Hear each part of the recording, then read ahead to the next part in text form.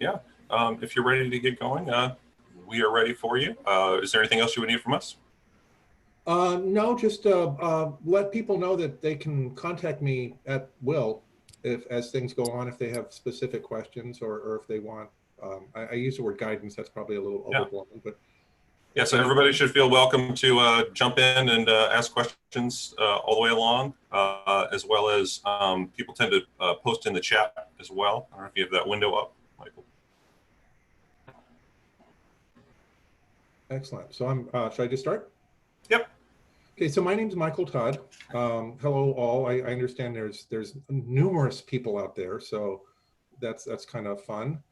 So Michael Todd, and my job title, I work for Sage Publishing, which is a big multinational academic publisher, and my job title is Social Science Communications Manager.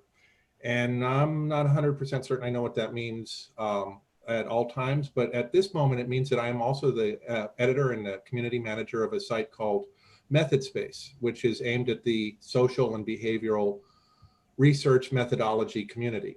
And so we look at qualitative methodology, quantitative methodology, evaluation, academic writing, things like that.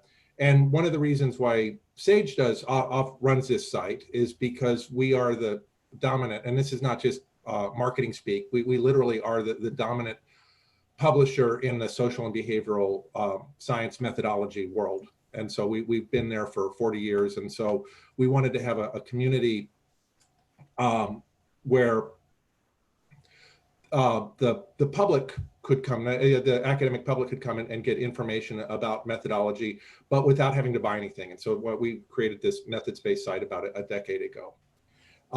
And since COVID, we've had a lot of online teaching stuff on the site too, which we put up on the fly, and a lot on research disruption. But again, historically, we've done a lot on how-tos, research design, questions from the audience, and academic writing. So at the present, we've had about 250,000 viewers this year, which is pretty good. It's double what we had last year. And so my call to action during this hour is going to be for you to write up your projects for a op-ed length piece on MethodSpace. And I want you to know that those pieces are going to be seen by probably a minimum, each one will be a minimum of 1,000 people will see it, and possibly more if things go, and I hate to use this term anymore, viral, because we now know what viral really means. But if things really kind of kick off, then things will, the potential for viewership is a lot larger. And a lot of it will come down to what the focus of your projects are, how well you do, and then how well we market the pieces afterwards. And the readership for these things will be a mix of fellow students, postdocs and early career researchers, adjuncts and zero-hour staff, practitioners, often a lot of them, and by practitioners I mean outside of academia but are interested in using some of this material and some of the processes that you come up with for on your projects. And then a sprinkling of kind of more silverback faculty. We don't have a lot of super senior people that come to MethodSpace because, well, they feel they know it all, whether they know it all or not. One of the things that I like about working with Data Science for the Public Good group is that you are doing things that are new and exciting and are focused on local government. And you're working kind of a spot where a lot of people aren't working. And this is one of the reasons why MethodSpace is super interested in having you guys write up your projects for us, because it's actually really good information. We're not doing you a favor, even though I think it's in kind of a pedagogic sense, learning how to write for a broader audience or early in your academic career is probably a really smart thing. But you're doing us a favor by creating like really solid content that has value, independent of the project or independent of your customers that you're doing for your projects. I mean, these how-tos and thought experiments, et cetera, that you're doing are super valuable to our audience. And you say, well, how do you know this? Because I don't know what your projects are. And it's like, I don't know what your projects are, but I knew what last year's projects are. And we did 9 of them. And Gizem put up in the chat a link to last year's projects, which we posted earlier this spring. And you'll see the way that people presented the projects were probably 3 different ways. They were kind of how-tos, just a very specific how-to. There was one on using federal coding, which is probably the driest of the bunch, but in a sense, it was almost the most useful because it was just like you could take that and you could run with it immediately and make use of it, independent of the project that was being done for University of Virginia at the time. It was super useful immediately. So that, I mean, that's one really solid example. So there were how-tos. There were descriptions of the methodology, which is again useful to a smaller audience, but then to the audience that is the audience of method space. And then the third type was just a traditional op-ed. We went out and we did this, and these are some of the things that we found, and these were things that were of interest to us, and that we wanted to present both to our client and to a wider public. And so I'd like you, when you get a chance, just to kind of take a look at those pieces and get a feel for what's going on here. And what I'm doing is I'm asking, you'll forgive me if I stumble a little bit. I'm probably not the greatest public speaker in the world, and two, it's easier to do it when we're actually in person. And you've probably heard this 150,000 times at this point in the pandemic. So it's just like, but it's just funny, just like I'm looking at a little camera and it's just like, oh, I hope my little camera is appreciating what I'm saying. But I'm visualizing all your smiling faces, so as I presume. So I want to talk about what some of the benefits are to you to writing up your projects, other than it's just like yet another thing that you're being asked to do in during the summer session.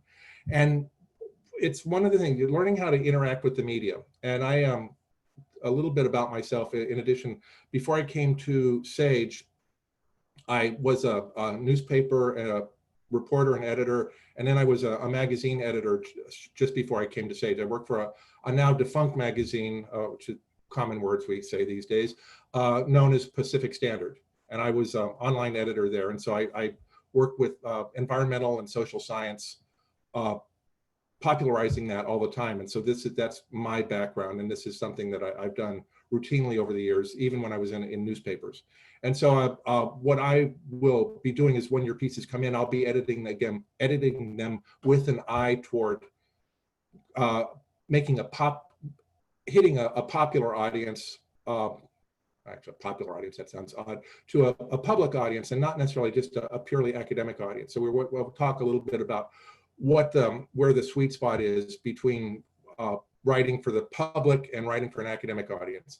But so some of the things that you'll pick up while doing this is this will give you an opportunity to learn some of these skills, how to interact with the media. So that's interacting with me, interacting with someone who is actually a genuine magazine and newspaper editor, and some of the feedback that I give, which will be different than some of your academic writing coaches would give you.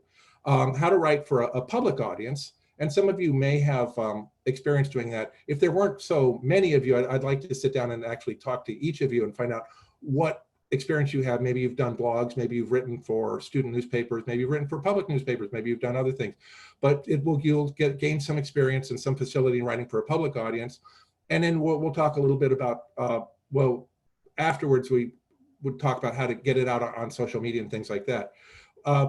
Some of the things that are important in working with the media are having a network and getting things out and knowing who to work with. So we'll talk a little bit about that. And then how to generate ideas for working with a newspaper person or a media person or a broadcast media person. You'll also be creating content that will be of interest to your other academic peers, and you'll be on that first step toward becoming something of a public intellectual.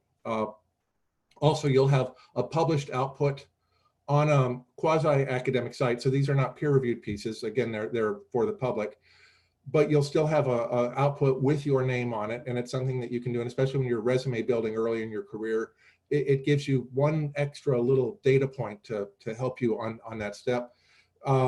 It will also help you in that process of learning how to do outreach when you're doing grants, when you're doing grant writing, which is incredibly important, as you probably already are aware and will become increasingly aware as you matriculate. But it's necessary to have a public outreach component, and this A, satisfies that, and B, will give you some facility in that.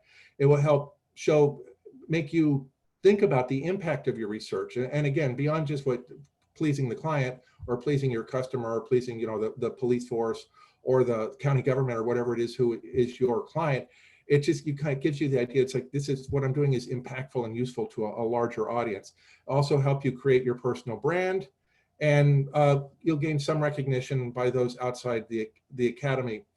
And the most important thing that we do in this project, and on my notes here, I have it in bold, it gives you permission to do this. And that's one of the things that I've given this talk, and it's hard to believe I've given this talk before, given how often I'm stumbling, but I've given this talk a lot of times, and really the really valuable thing that people get when they walk away are not the tips that I'm going to talk about in just a second, but it's the idea that you have permission to write about your experiences, to write about your research, to write about what you want to and put it out there. And it's just like, you don't have to be timid about this, and you realize that you have something that is useful and valuable to the public. And it's just like, yeah, you should want to do this. And maybe, and I talk a lot about writing, by the way. We could be doing podcasts, we could be doing audio, we could be doing multimedia, we could be doing YouTube. I use writing because that's the word that I'm most comfortable with. But when I talk about this, I'm talking about doing any of these approaches for the projects. And by the way, for the projects, again, I will be using the word writing something up. If it strikes you that you want to do multimedia, if you want to do an interactive project, if you want to do a podcast or something like that, that's fine by me.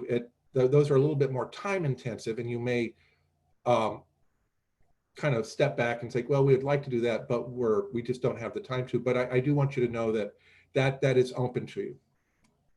So some of the things too that are important, I'm going to tell you a story about Mark David Seidel, who's a biz prof up at the University of British Columbia.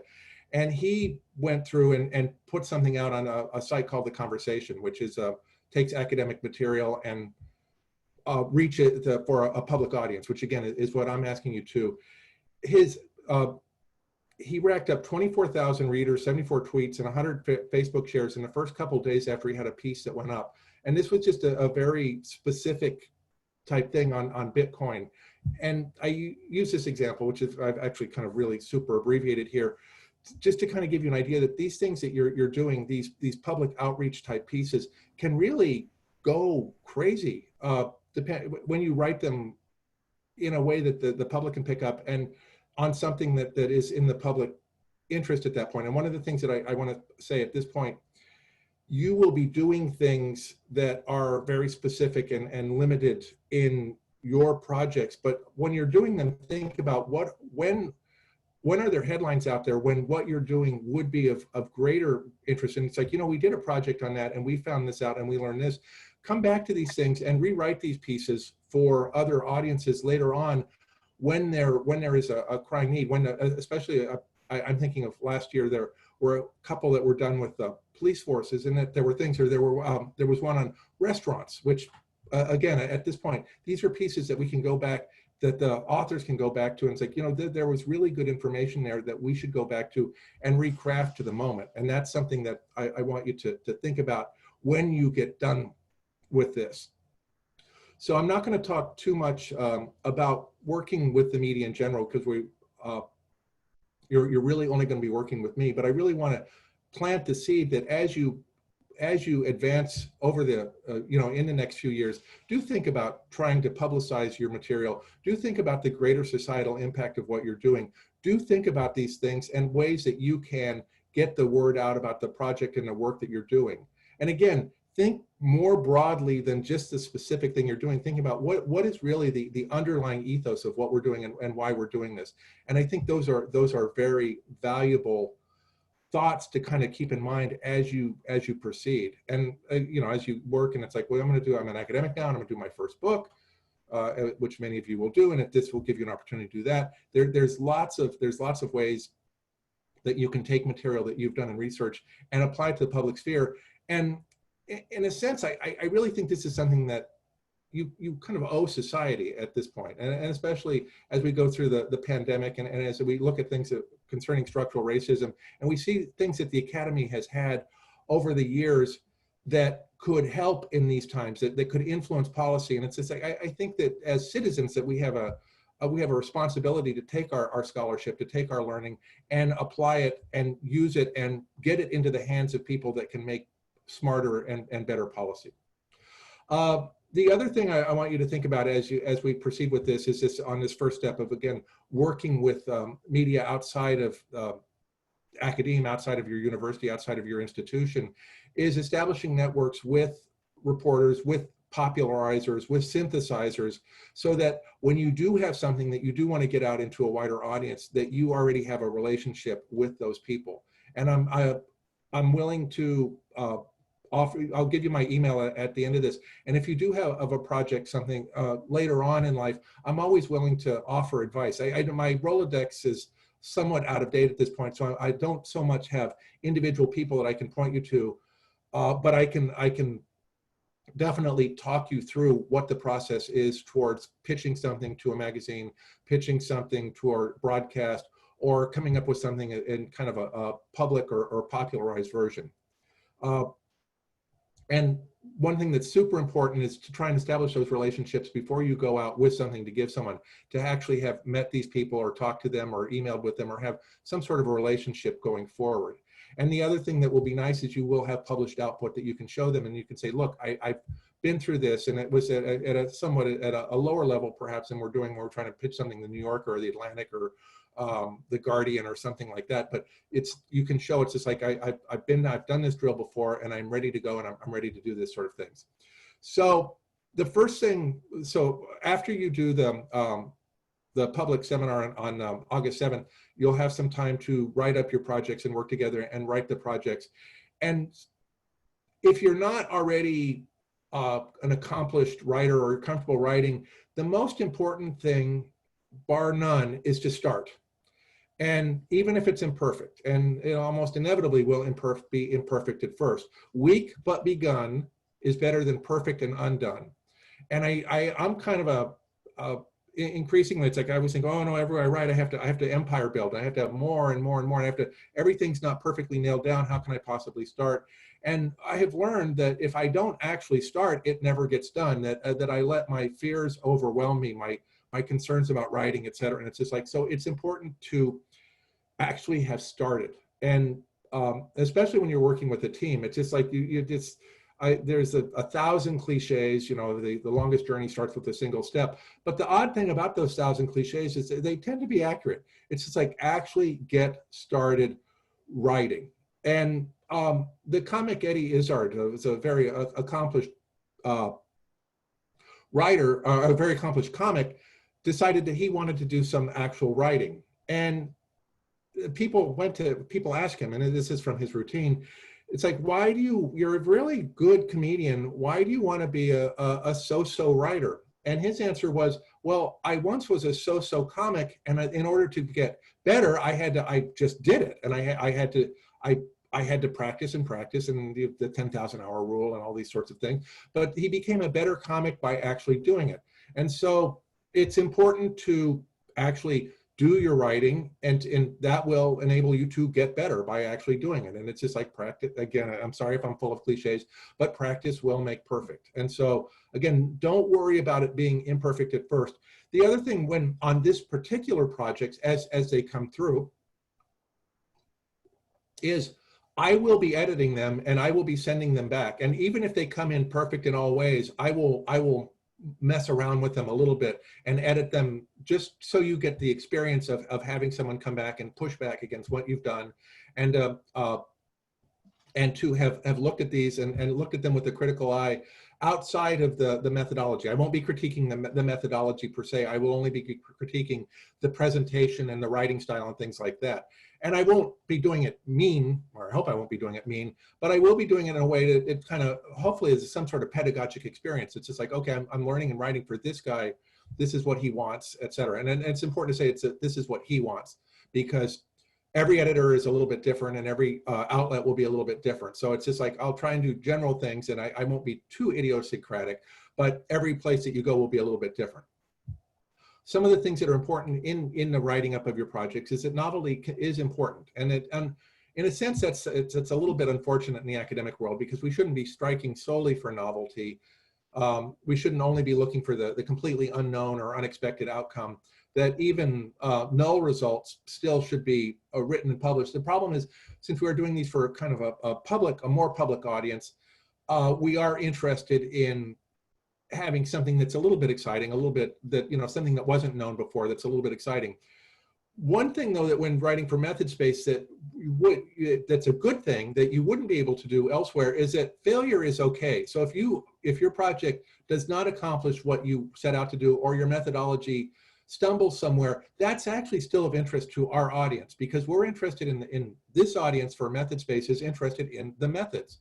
And so we actually, when things don't work out, that's as instructive. Sometimes it's more instructive than when you followed the recipe and the cake turned out perfectly. When you follow the recipe mostly, and then you change something and it didn't work out, that's actually good. That's useful information. So keep that in mind, that even the, you know, results that are not sterling are good for what we're doing in this project. Some of the questions you should be asking yourself as you write these things up is, why are you telling me this? Just a question, not why am I telling you this, but why, when you're writing this, and why are you telling the audience this? What have you learned? Why are you telling me this now? And that's, for all of the projects, that's a relatively easy answer. Well, I'm telling you this now because we did the work now. But if there's a headline value to what you're doing, I'm telling you this now because amid the pandemic, or amid the Black Lives Matter protests, or amid climate change, or amid epidemic of recidivism in our nation's prisons, or whatever, it's like there's other reasons why you can say that I'm telling you this now. And then your pieces should also have kind of should be able to answer kind of a question, so what? So you're telling me this, why is this? Find something that's a little bit interesting. I know again, it kind of goes back to that idea that novelty, innovation, that's something, but find something that's a little bit interesting in it. When you tell somebody on the projects that you're working on, you usually don't start with the most boring part. You go, oh, we're working on this thing and we're doing this and this. And you'll find that when you just tell a friend or a family member what it is you're doing, you tend to cut right to the chase and find the interesting part right there. So when you're writing up these pieces, I'd like you to think about what you're doing, and I want you to think about, I'm just going to tell a friend what I'm doing, and you'll find that the really key component of the pieces of your write-ups are going to be showing up right there. One of the first pieces that I ever did as a paid newspaper reporter many years ago was on fossilized, was a local guy who had gone on and was studying paleontology. He was studying fossilized insect mandibles, which is about as obscure, I think, as you're going to find. But he actually was really excited about what he did. And even though I was a young and inexperienced reporter, I got excited by what he did. And we actually came up with a really nice little piece that was talking about this guy's, his journey to what it was that drove him from the local high school, which is why I was talking to him, because he was a local guy, his journey from the local high school to studying fossilized insect mandibles, and why he found that was actually useful and fun and interesting and of value to society. And so the story became less about what he'd learned about the specifics or the morphology of fossilized insect mandibles, and more about his journey. And that was actually what people found interesting. And it actually is, his high school had him come and talk, and it was actually, there were a whole lot of different things where he was in demand as a speaker afterwards. Again, not so much because of the subject, but because of his excitement and the way that he could press that on. And that's something that I want you to think about. So now I'm going to talk a little bit about the mechanics of the write-ups that we're looking for. So again, there were three rough categories that came in last time. There were the straight how-tos. We're in this group and we did this and we were studying this, and this is what we wanted to find out, and this is how we did it. The next one was more just on the methodology, that talked about different aspects of the research methodology. And again, that's something that wouldn't fly if you're trying to sell it solely to the Atlantic or to the New Yorker, but it's exactly what my audience is looking for at methodspace.com. So we're interested in research methodology. And then the third thing was more of an op-ed, which kind of took some of the research findings and at my request included some of the methodology. So that's an important part, again, for MethodSpace, but then kind of talked about what the what came out of these things and what was valuable and what was useful. So I'm going to talk about these as if they were all op-eds, but I'm actually talking about all three categories in general when I'm doing this. But this is just a little verbal shorthand for me. So an op-ed is not a journal article. You can have references, but we tend not to do as parenthetical Smith and Jones 2019 things like that. We're not doing that. If you need to link to something, if you need to cite somebody or attribute, there's two ways I'd like you to do it. One is the easiest and the best is just by a hyperlink. Link to the journal article, link to the newspaper or to the mass media article, or link to the database or something like that. I think is the easiest way and the best way for the audience. But if you really feel like you need to have references, go ahead and list them at the bottom. But we're not doing journal articles here, so we don't need to write it as if it were a journal article. We're writing this to an educated friend. So they don't need an abstract. I know you're going to do an abstract in other forms. And if you look at the pieces that we ran last year, we actually grabbed the abstract of the more academic write-up and included them in the piece that we ran on MethodSpace. And that the audience at MethodSpace is comfortable with the abstract, but that's more for your actual project and less for this write-up. So don't worry about writing an abstract for these pieces that I'm asking you for. So don't worry about that. And in essence, you're going to say, well, aren't we already writing this in another format? And it's like, well, of course you are, but you're writing this for this audience also. And that's one of the things that you'll find as you do other research going forward, is that you need to slice and dice and write things for different audiences. And the audience really matters. And you need to know who your audience is.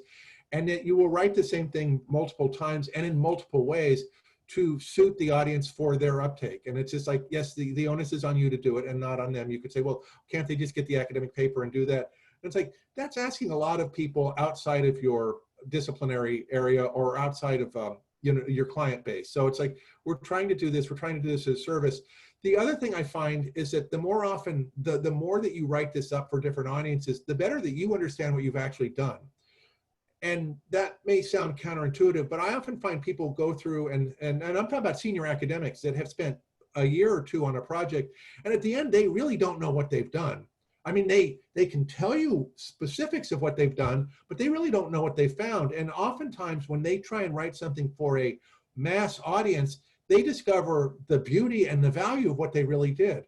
And that sounds like kind of a Pollyannish outcome, but I have seen this. I will vouch for the fact that a lot of times people really don't understand the value of what they've done until they try and present it to a larger audience, and then they see it's like, oh yeah, this actually is valuable. Oh look, Sarah has said it's true. I love that.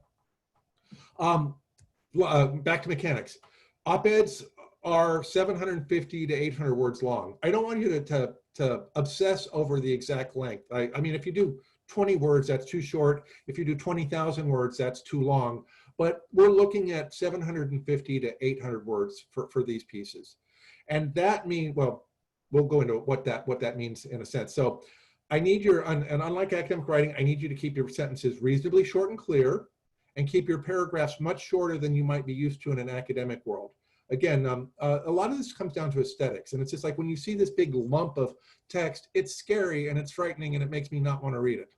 And frankly, even in academic writing, I think the sentences can be shorter. I think they can be clearer, they can be more concise, they can be punchier, and the paragraphs can be shorter. It's just, it's a service to the reader. And we're seducing the reader. We're trying to win them over. We're presenting them information, but we're at the same time, we're trying to keep their attention, and we're trying to, there's so many things that are trying to grab their attention, and both academic and in their personal and private lives, and then with massive concerns that we have outside of that have been foisted upon us. So it's just like we're trying to do as much as possible to keep people on target and reading our pieces and learning and gathering and accessing our material and benefiting from it.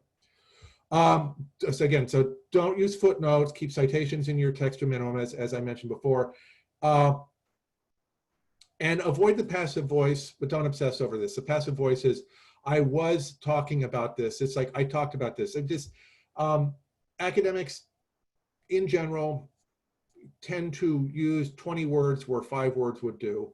And at this point in your career, you probably don't do this. It hasn't been, you haven't been indoctrinated into writing like an academic. And I'm hoping that that's the case, that you can still write like a normal human being. And maybe even you can tell the Academy, it's like, no, let's write clearly. We're not trying to hide anything in this. We're trying to communicate properly. It's like, let's write as clearly and concisely and punctually as possible. However, if you use the passive voice, don't obsess over this, because sometimes I've given this advice and then people really get caught up, and it's just like in trying to go through and make sure that there's no use of this, or that everything is as tight and punchy as possible. Go back to my very first point. Start it, get it done, get it on paper or get it on the screen. Do that first. Then we can clean up this stuff afterwards once the material's there.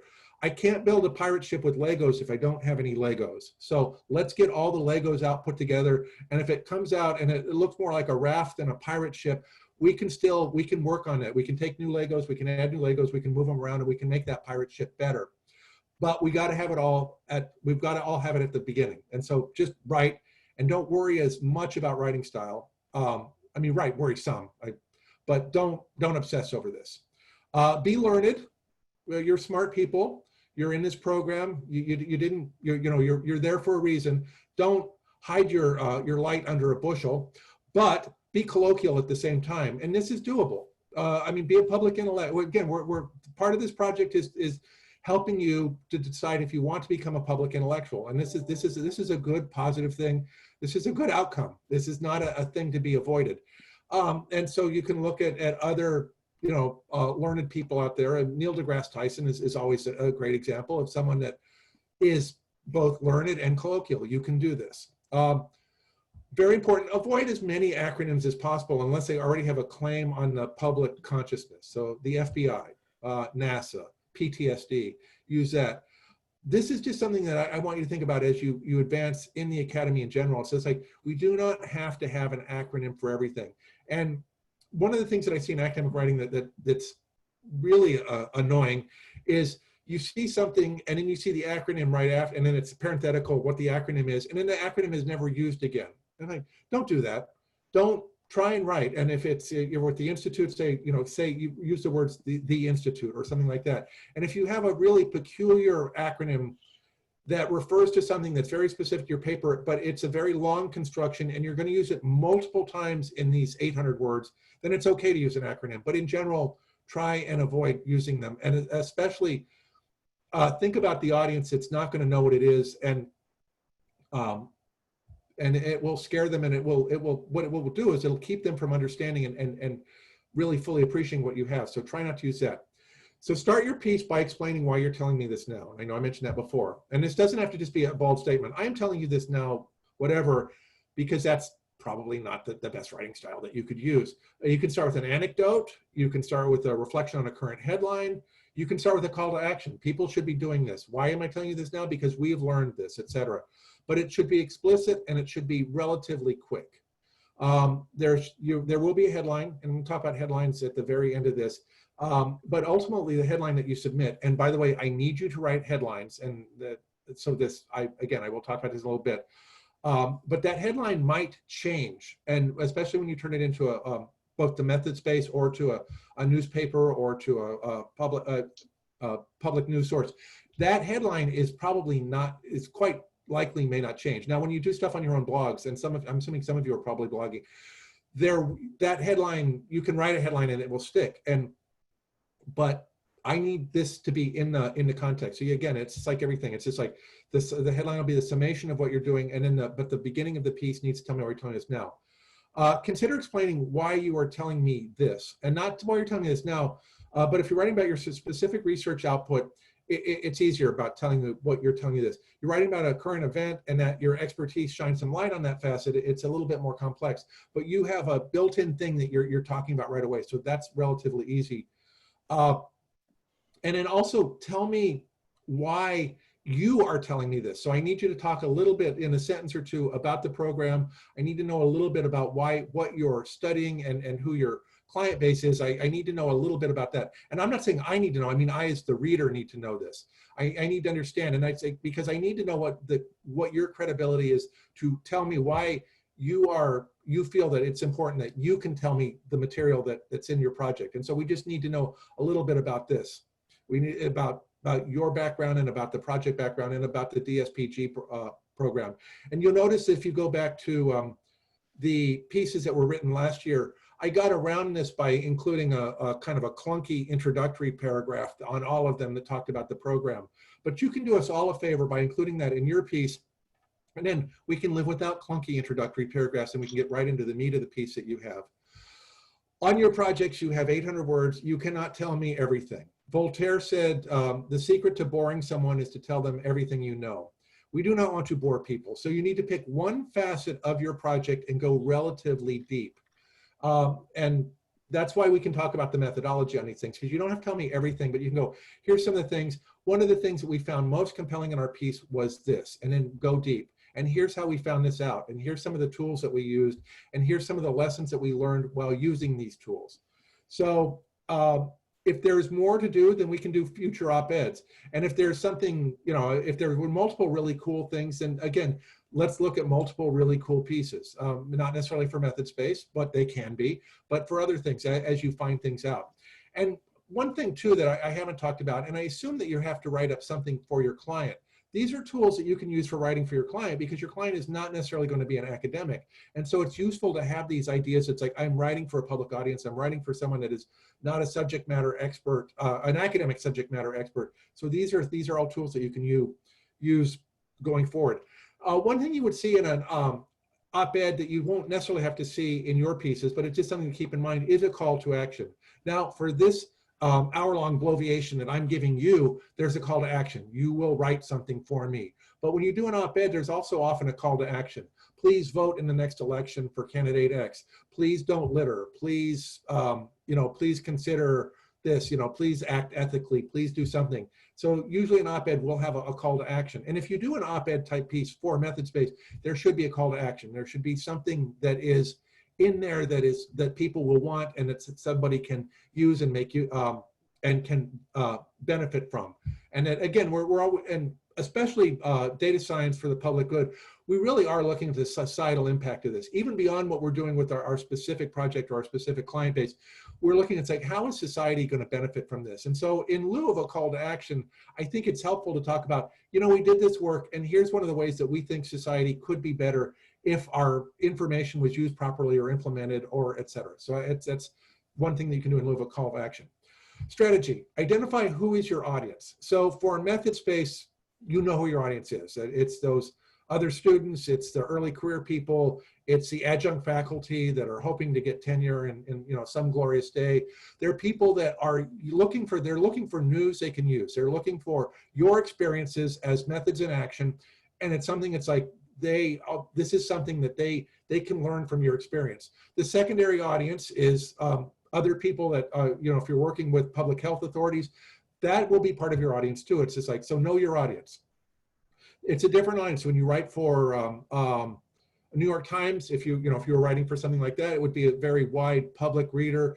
If you're writing for a trade publication, then it would be, you can do different things. You can use their acronyms. You can do different things like that. But know who your audience is before you start writing, because you need to tailor everything to that different audience. The benefit to you to tailoring to a different audience is that teaches you about what you need to know. It's just like, I'm writing for a different audience. They're actually interested in this. What do I know? What have I learned? And it will help you understand what you have better. Satire and sarcasm rarely work. And I don't think it's something you would necessarily be doing. I am a very, I'm kind of a born skeptic, and I'm often quite sarcastic about things. And I try not to do that in my writing because they tend not to work. Humor can be misconstrued. You can be light, have a light touch. That's a good thing. But satire and sarcasm rarely work, and especially in something like this that's somewhat academic. So I probably wouldn't do that. Please provide specific and real world examples in your pieces. Don't just be at 30,000 feet or 10,000 meters. Don't be so high level. Talk about very specific things. Give me an anecdote or two. Give me some specific stuff that came out of your project. Give me a specific thing that you learned. Give me a specific mistake. Give me specific success. Give me something that an actual little story in your narrative. Please acknowledge things that will run counter to what you've discovered. Talk about, people may think this, please talk about the different things that in what you have done that critics of what you're discovering or of what your outcome is or what your call to action is, please acknowledge those. Do not pretend they do not exist. It's like, this is running counter to the accepted way of doing it. There may be opposition. Acknowledge what the opposition is. And if you can't debunk the opposition, just say, these are valid questions that need to be answered. That's fine. We don't want to pretend that we have solved all the world's problems in these 800-word pieces. And again, you acknowledge the weakness of your position. It doesn't mean that you don't also acknowledge the strength. It was presumably these 800 words are all about, this is a really cool thing that we found out, and it's really going to be helpful. But acknowledge also the weaknesses. And you should try and show a little bit. Presumably you have some passion for what you're doing, so try and let that infuse it a little bit. Making these really dry and stuff, and it's like, I know I've kind of talked about not using humor and things like, but we still want to have some life in them. We want them to be kind of exciting. And so that's really useful, and it's something that I would hope that you would do. I would like you to also to, I'm gonna talk a little bit of headlines. I want you to write a headline for each of the pieces. And one of the beauties of the headline is they really make you summarize what it is that you're writing about. And I do not want a headline that reads like an academic article.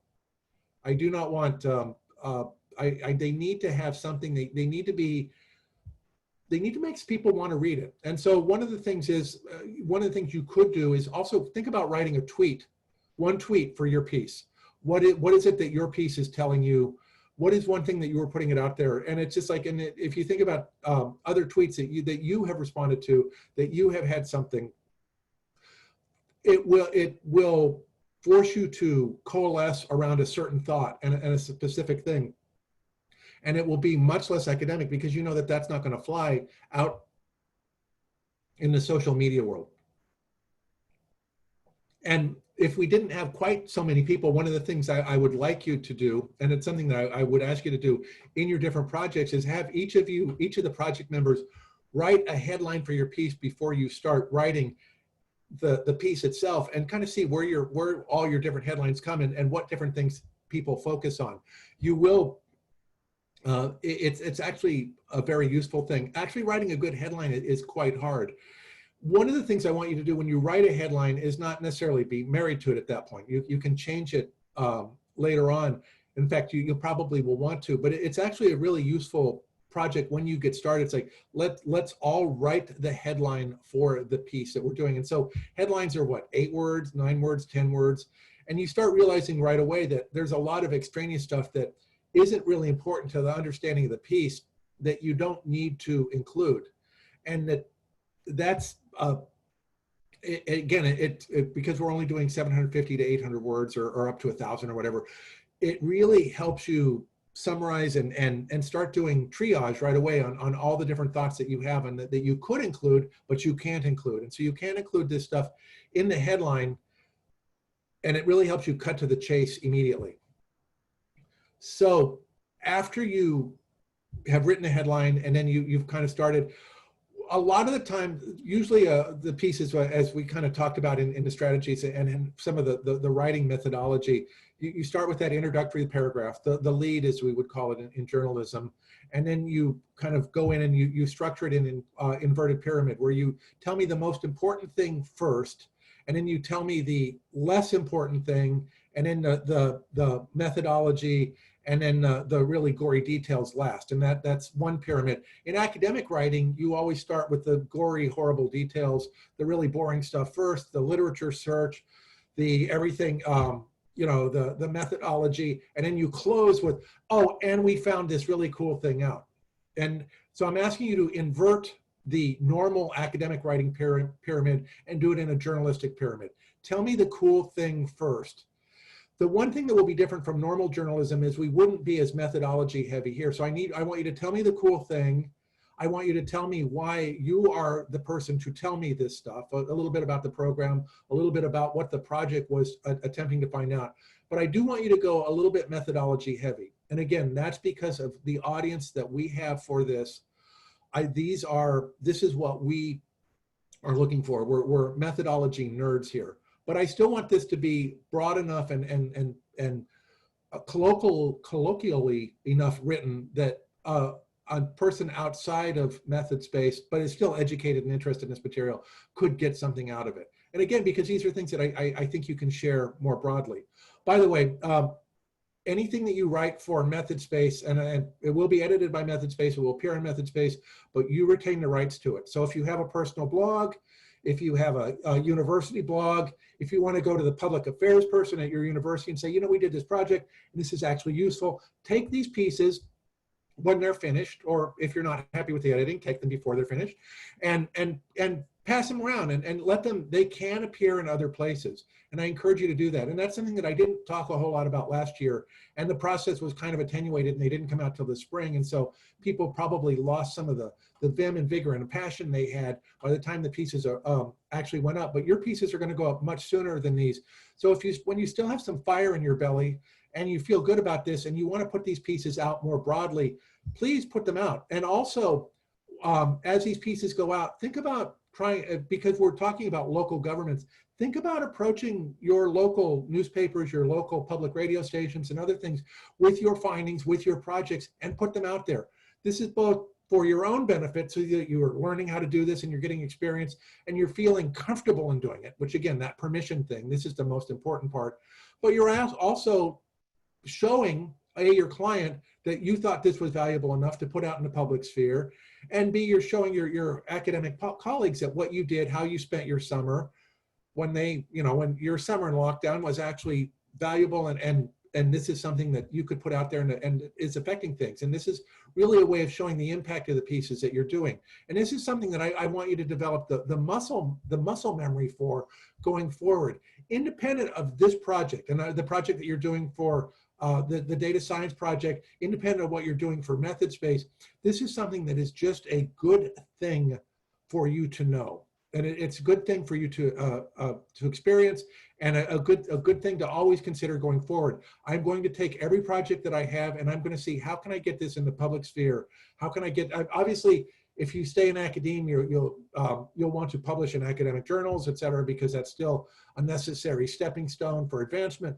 But I'm talking about advancing way beyond just an academic journal. How can I take what I'm writing and put it out there and actually show my family and my friends and my neighbors, it's like, what I do is interesting and valuable to society, and that I can explain what I do, and that it has utility and importance, and it's actually kind of it will make you feel much more comfortable about what you're doing, and it will also give you won't have that uncomfortable pause when somebody asks you what you do and you think, oh well, it's really it's beyond what you could understand. And it's just like, because that's a way of diminishing your own stuff. This is a way to actually to help you become confident and not feel like an imposter as going forward, as so many, the imposter syndrome, which so many academics do feel.